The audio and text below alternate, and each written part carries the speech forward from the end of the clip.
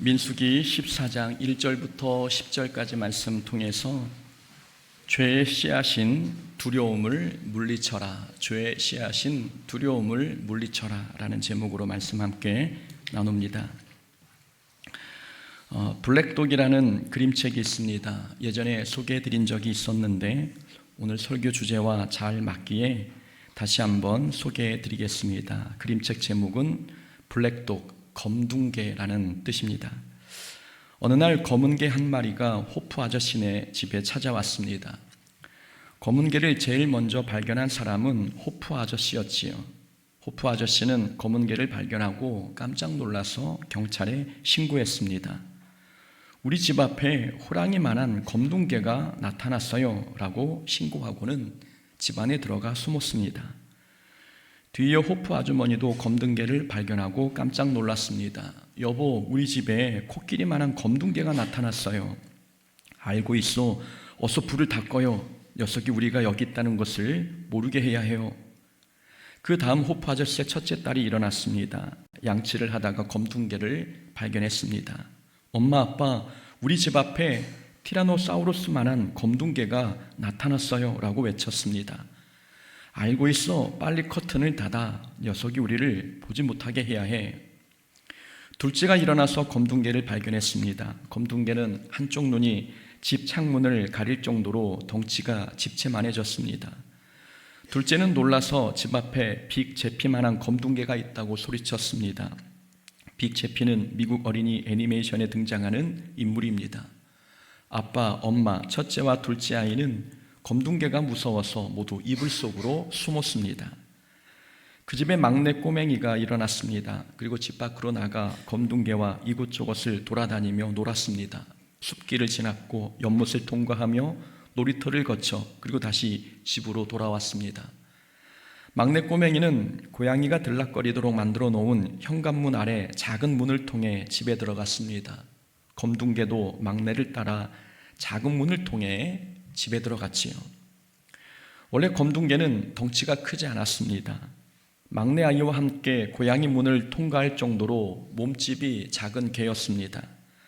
그러나 마음속 두려움이 작은 개를 호랑이로, 코끼리로, 그리고 공룡으로 보이게 했습니다. 곧 호랑이, 코끼리, 공룡은 두려움의 크기이지 실제 검둥개의 크기가 아닙니다. 두려움은 이렇게 상황과 문제를 왜곡시킵니다. 사실은 아무것도 아닌 문제인데 두려움이 아무것도 아닌 문제를 크게 부풀려서 심각하게 받아들이게 만듭니다. 그래서 슬퍼하지 않아도 될 일을 크게 슬퍼하고 걱정하지 않아도 될 문제를 절망으로 받아들입니다.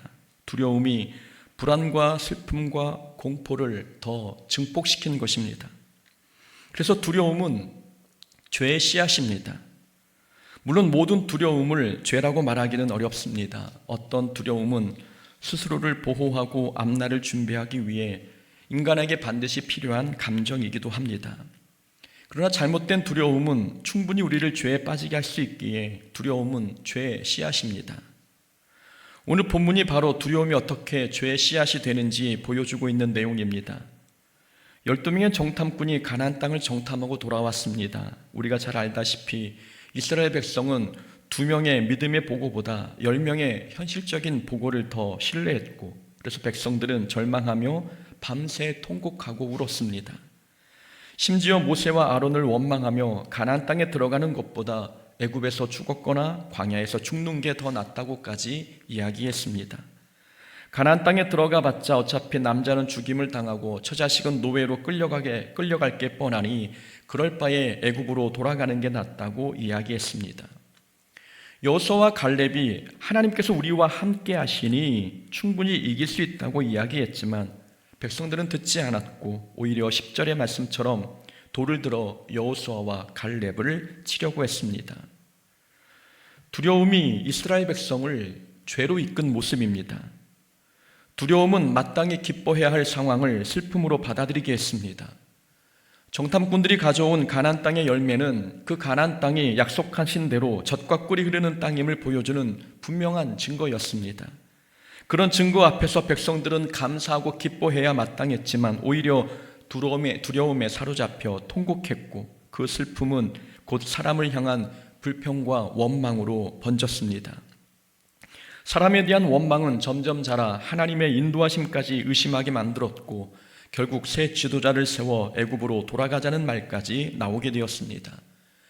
애굽으로 돌아가려는 이 결정은 단순한 후퇴가 아니라 애굽 신에게로 돌아가는 배교 행위였습니다.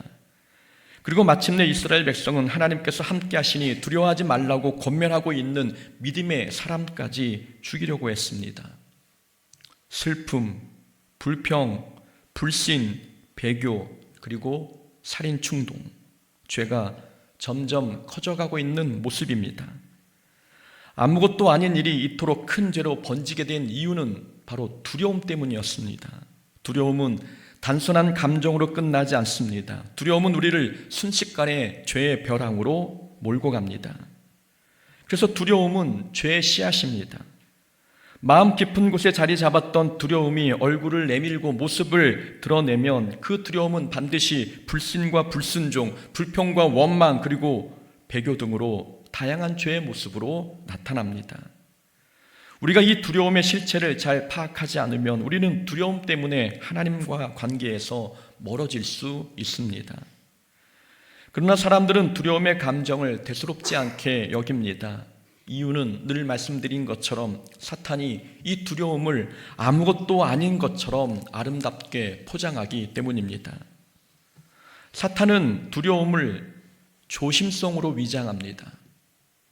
두려움은 우리를 순종 앞에서 머뭇거리게 합니다. 그러나 사람들은 그 머뭇거림을 불신이 아니라 조심성이라고 착각합니다. 사탄이 두려워서 머뭇거리는 것을 신중하고 조심성 있는 모습으로 착각하게 만들었기 때문입니다.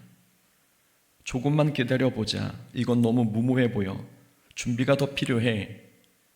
이런 생각이 조심성 있는 모습처럼 보이지만 이 생각이 우리의 순종을 멈추게 했다면 그건 조심성이 아니라 불신에서 나온 두려움입니다. 사탄은 담대한 믿음의 발걸음을 무모하고 준비성 없는 모습으로 보이게 합니다. 그래서 순종을 뒤로 미루게 만듭니다. 지금은 능력이 부족해서, 지금은 일상이 바빠서, 괜히 뛰어들었다가 중도에 그만두면 그것도 덕이 안 돼서 라는 말로 지금 해야 할 순종을 하지 못하게 만듭니다. 조심성이 아니라 불신이고 두려움입니다. 진짜 신중함은 어떻게 하면 하나님의 뜻대로 잘 감당할 수 있을까라는 생각을 합니다. 신중함은 언제나 하나님의 말씀을 붙잡습니다. 그러나 두려움은 만약 실패하면 어떻게 하지라는 생각을 먼저 합니다. 불신에서 나오는 두려움은 말씀을 밀어내고 부정적인 판단을 붙잡게 됩니다. 아브라함은 가나안 땅에 기근이 들어 애굽에 내려갔을 때 자기 아내를 누이라고 속였습니다. 그렇게 하는 것이 가족의 안전을 위한 신중한 선택이라고 생각했습니다. 그러나 그건 신중함이 아니라 불신에서 나오는 두려움이었습니다. 야곱도 형 에서를 만나러 갈 때 자신의 가족과 소유를 두 떼로 나누었습니다. 에서가 한 떼를 치면 남은 한 떼는 도망가기 위함이었습니다. 신중하고 조심스러운 판단처럼 보이지만 하나님의 인도하심을 불신하는 두려움이었습니다. 이렇게 두려움은 신중함과 비슷한 모습을 띠고 있습니다. 사탄이 우리를 순종해서 그리고 하나님에게서 멀어지게 하려고 두려움을 신중함으로 위장합니다. 두려움을 죄로 인식하지 못하게 만들려는 사탄의 작전입니다. 또한 사탄은 두려움을 겸손으로 위장합니다. 제가 어떻게 그런 일을 감히 하겠어요? 저는 자격이 없습니다. 제가 감당할 수 있는 사역이 아니에요. 말은 겸손 같지만 사실은 하나님을 신뢰하지 못하고 자기의 연약함만 바라보는 두려움입니다. 모세가 하나님의 부르심 앞에 여러 핑계를 대며 순종을 거부했습니다. 제가 누구이기에 바로에게 갑니까? 그들이 저를 믿지 않을 겁니다. 저는 말에 능하지 않습니다. 모세의 말은 겸손처럼 들리지만 겸손으로 위장한 두려움이었습니다. 우리는 우리 안에 있는 감정이 겸손한 것인지 아니면 겸손으로 위장한 두려움인지 구분해야 합니다. 겸손한 사람은 저는 부족합니다. 그래서 하나님을 의지하며 나아갑니다. 라고 반응합니다. 그러나 두려움에 사로잡힌 자는 저는 작고 약합니다. 그래서 못합니다. 라고 반응합니다. 결국 두려움과 겸손을 분별하는 기준은 순종이냐 불순종이냐입니다. 하나님의 뜻이라면 부족해도 순종하려고 힘쓰는 것이 겸손이지만 아무리 하나님의 뜻이어도 거절하고 미루는 모습은 두려움입니다. 예레미야 선지자도 말하기를 나는 아이라 말할 줄 모릅니다 라고 이야기했지만 결국 순종했습니다. 기드온도 나는 가장 약한 집안의 가장 작은 자입니다 라고 말했지만 결과는 순종이었습니다. 자신의 부족함을 알았지만 결국 순종한 모습, 순종이 두려움과 겸손을 구분하는 시금석이었던 것입니다. 그래서 겸손의 열매는 순종, 감사, 평안이지만 두려움의 열매는 회피, 핑계, 원망입니다.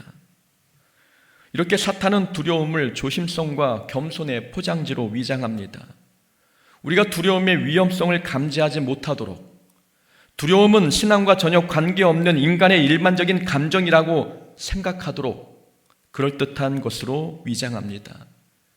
그건 불신이 아니라 조심성이야, 그건 두려움이 아니라 겸손이야 라고 우리가 이렇게 생각하는 순간 두려움은 어느새 우리로 하여금 하나님의 명령에 머뭇거리도록 만들고 불순종을 합리화하도록 만듭니다. 더 심각하고 무서운 것은 두려움이 우리를 우상 숭배의 죄까지 끌고 간다는 점입니다. 우상 숭배란 하나님보다 다른 것을 더 크게 여기는 마음 아닙니까? 하나님보다 현실을 더 두려워하고 말씀보다 자기 불안과 이성적 판단을 더 신뢰한다면 이미 마음속 주인은 하나님이 아니라 두려움이 주인이 되고 있는 것입니다. 이때 두려움은 단순한 감정이 아니라 나를 지배하는 보이지 않는 우상이 되는 것입니다. 이스라엘 백성이 금송아지를 만들어 숭배한 것도 두려움 때문이었습니다. 모세가 시내산에 올라간 후 내려오지 않자 사람들은 불안해졌습니다. 사람들은 그 불안을 이기지 못해 하나님을 대신할 눈에 보이는 신 곧 금송아지를 만들어 숭배했습니다.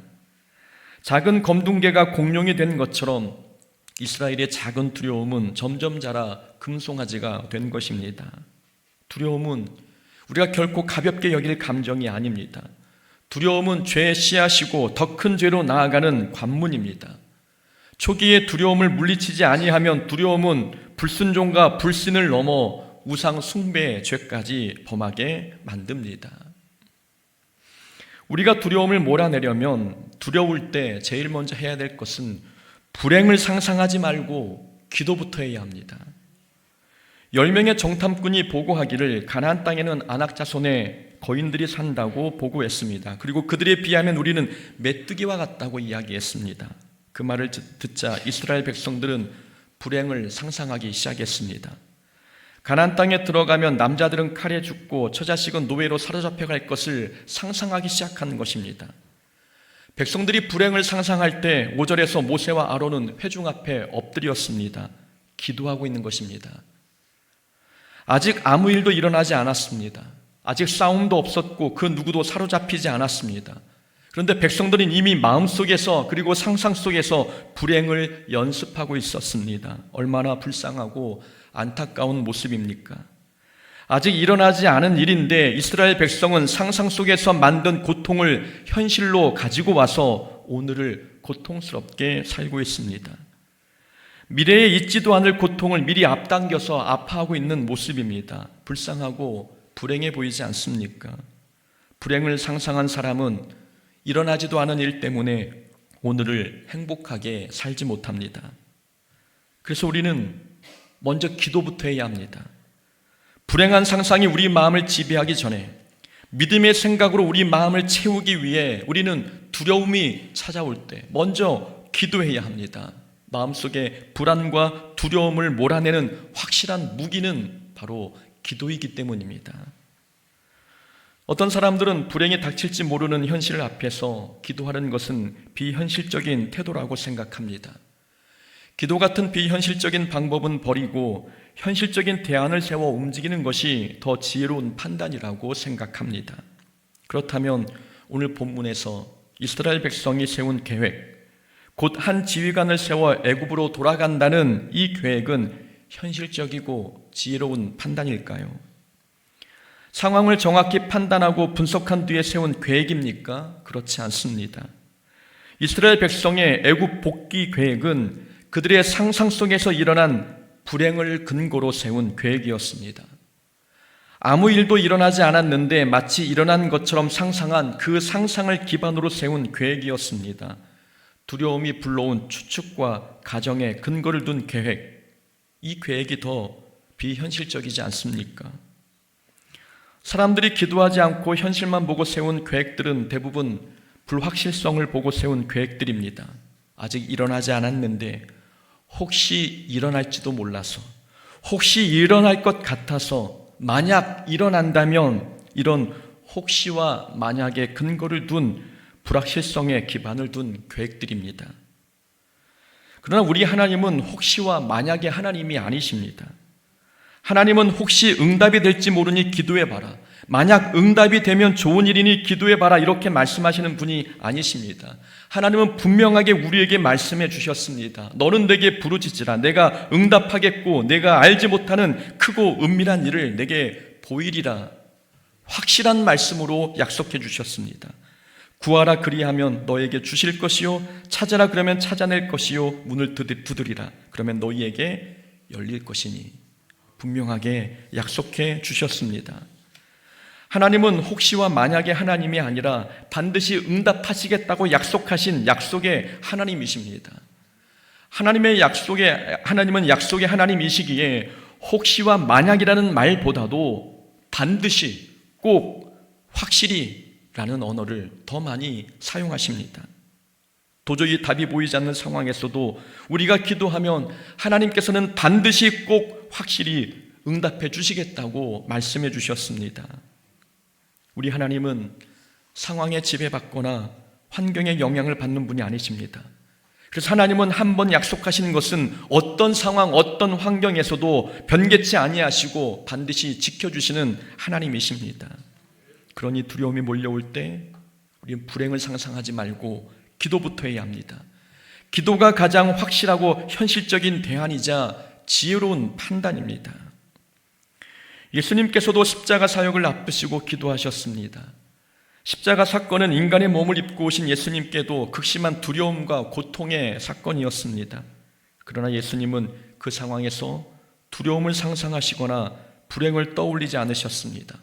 오히려 두려움을 기도로 맞서셨습니다. 그 결과 기도 후에 십자가 사명에 순종할 수 있었습니다. 기도가 두려움을 물리치는 가장 확실하고 지혜로운 대안이었습니다. 우리도 좋지 않은 일이 있을 때에, 두려움이 찾아올 때에 불행부터 상상하지는 않습니까? 취업이 안 되면 어떻게 하지? 사업이 실패하면 어떻게 하지? 우리 자녀가 잘못되기라도 하면 어떻게 하지? 내 건강에 이상이라도 생기면 어떻게 하지? 우리는 걱정과 근심이 찾아올 때 기도하기보다 불행을 먼저 상상하고 있지는 않습니까? 그럴 때는 기도부터 해야 합니다. 불행을 상상하는 일을 멈추고 기도를 선택해야 합니다. 기도는 두려움을 하나님께 맡기는 순간입니다. 기도는 하나님의 뜻을 받아들이는 시간이고, 기도는 내 힘이 아닌 하나님의 능력으로 다시 일어나는 출발점입니다. 기도하면 하나님의 평강이 우리 마음을 다스리지만, 기도하지 아니하면 불행한 상상이 우리의 마음을 지배하기 시작하는 것입니다. 또한 두려울 때 우리는 감정의 소리를 듣지 말고 하나님 말씀에 귀를 기울여야 합니다.